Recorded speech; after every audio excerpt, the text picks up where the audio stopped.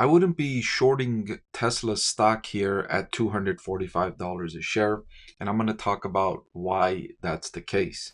Now, if you remember, I did short Tesla stock when it was over $420 a share, but I closed out those shorts a little while ago when the share price initially fell to around $240 a share. And at these valuations, while I do believe Tesla stock is still overvalued, I don't think it's overvalued enough to take a chance in shorting the stock, because shorting the stock is riskier than going long an investment. And the conviction on the overvaluation, I think, has to be really high to short an investment. And my conviction is not as high as it was or as it would be if Tesla stock was over $420 a share. Let me share with you some details. I want to thank the Motley Fool for sponsoring this video. Visit fool.com/Parkev for the 10 best stocks to buy now. So my discounted cash flow valuation for Tesla stock has the fair value, the intrinsic value per share at $93. $93 is what I feel is a fair price for Tesla stock. Now, my assumptions are that its free cash flow grow by nearly 20x between 2025 and 2035. Right? So I'm forecasting that its free cash flow will grow from 5 billion in 2025 to 93 billion in 2035. So yeah, I am forecasting a great deal of growth for Tesla between now and 2035. And most of that growth I'm incorporating is the probability that it will have driverless cars on the road and the free cash flow that those driverless cars will generate. That's the primary reason why I'm forecasting a 20x increase in its free cash flow. This free cash flow increase, I'm not forecasting it on the basis of its growth in electric vehicles. I think I'm actually forecasting Tesla will continue losing market share in the electric vehicle industry because new competitors are coming in, and they're coming in at certain times with lower priced models. And I don't think Tesla's going to be able to deliver a lower priced model that can compete with those others. And so I think it'll continue losing market share in electric vehicles. But I do think that it will eventually develop driverless car technology one way or the other, whether it continues on this path of camera only or whether it adopts the LiDAR and radar technology. Whatever the case might be, I think eventually it will develop driverless cars, and they will be on the road, and they will generate revenue and cash flow for the company. So that's part of the reason why I'm forecasting a big increase in free cash flow from 5 billion to 93 billion in 2035. And then from that point on, I am forecasting a very long run growth rate of 7% for Tesla stock. That's higher than any other company I've evaluated. 7% very long run terminal growth rate for Tesla, right? And that's accounting for the innovative nature of this company.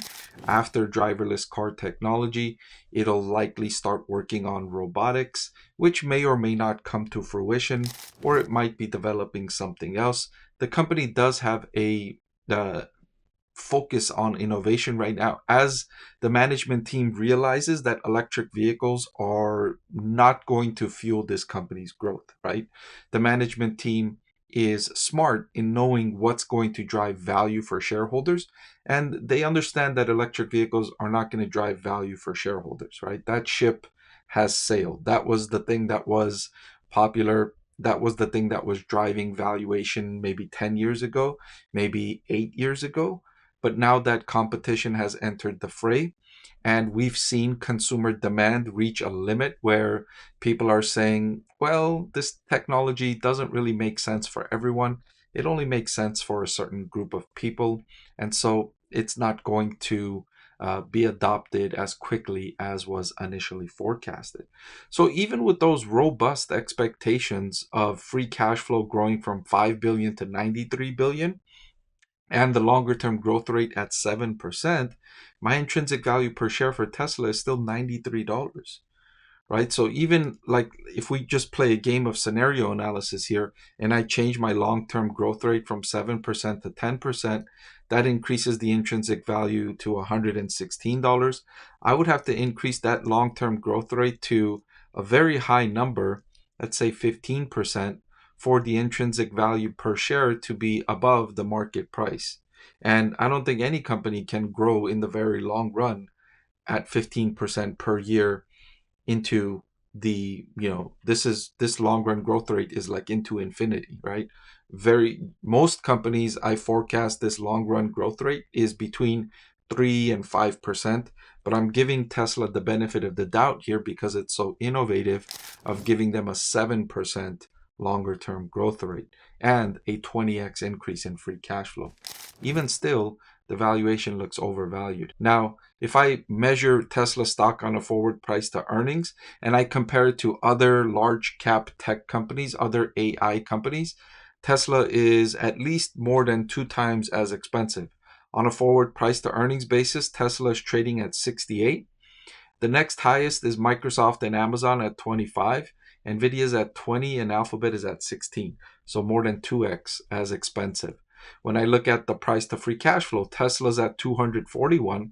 The next highest is Amazon at 63. So Tesla's at least 4 times as expensive as other tech companies on this metric. When I look at the trailing 12-month price to earnings ratio, Tesla is more than 3 times as expensive as these other large cap tech companies. Tesla at 121, the next highest, Nvidia at 40. So regardless of the valuation metric I look at, Tesla stock looks overvalued. But I don't think it's overvalued enough to go short. And there are a couple of catalysts coming up that could create this more enthusiasm, this more momentum for Tesla stock in the near term. Two specifically. Number one, the announcement of a lower priced model, even though it's not going to be what Tesla promised, right? For several years, Tesla promised investors a $25,000 model. I don't think they're going to approach that cost, but they are likely to announce a lower priced model in the next couple of months, and that could create more enthusiasm from stock market investors. Remember, this stock is about enthusiasm and momentum. It's not about actual results. Because if you look at actual results and actual cash flow, it's significantly overvalued. But announcements tend to send this stock higher as investors get excited and they start buying up shares. And then you have the upcoming start of testing of driverless cars. Tesla just got the permit for testing driverless cars in California. And then around June, they could start testing driverless cars in Texas. So once those announcements start to come out, even though those are not likely to create any near-term cash flow for the company or increase the probability of generating this technology, which will generate cash in the future, it could be catalysts that send the stock price higher. So it's another reason not to short the stock at these valuations. And then there was another report this morning out from JP Morgan saying that retail investors are buying up Tesla stock at record numbers, right? Which signals that retail investors are still enthralled with Tesla stock. They still love Tesla stock. They still think very highly of the company's future. And while institutional investors, while the smart money might be leaving Tesla stock, which is causing the stock price drop, retail investors are still excited about Tesla's long-term forecast and long-term projections. So for all those reasons, even though I still think Tesla stock is overvalued, I would not be shorting Tesla stock at these valuations. Hey everyone, so many of you have been asking about my investing strategy, and I'm excited to announce that I've written a book that's available for sale now that describes my 6-step investing framework for evaluating stocks. I've added the link in the description below.